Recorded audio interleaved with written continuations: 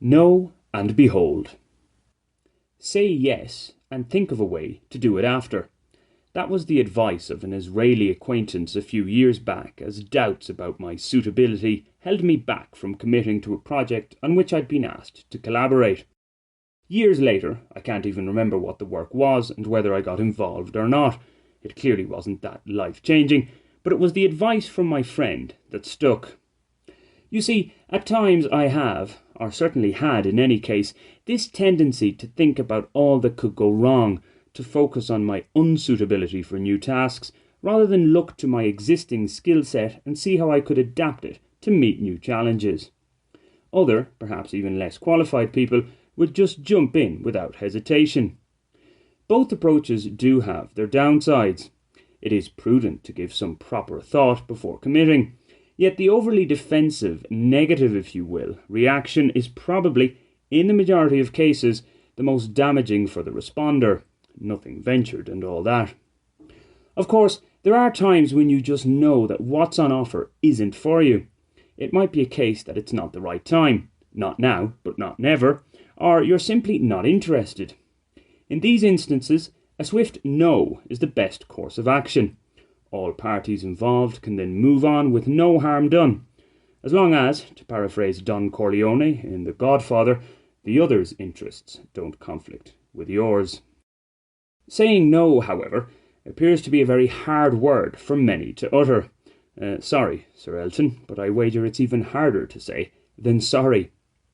Now, the natural course to take here for a foreigner living in Colombia is to highlight that the inability to say no is particularly acute in these parts. That might be so. I've frustratingly experienced it many times over, but I'm not sure if folk in my home country, Ireland, are much better on this, to name just one. As I've written about oft times before, I do notice some cultural similarities between Colombia and Ireland. Perhaps we can add to this the practice of saying yes when we really mean no. In fairness, my own weakness on this is being non-committal, giving neither a yes nor a no.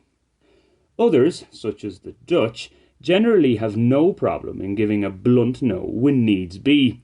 For those of us used to a more softly approach, hearing such a response might seem rude. For the most part, however, it's the best way forward, clear and unequivocal. What's more, it doesn't need to be followed up by a raft of excuses or mitigating factors.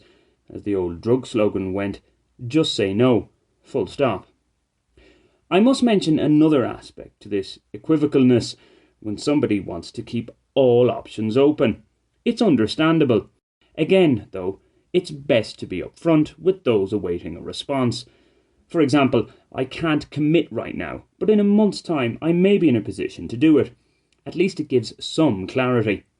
This is where Colombians, yes, I am generalising, tend to score badly.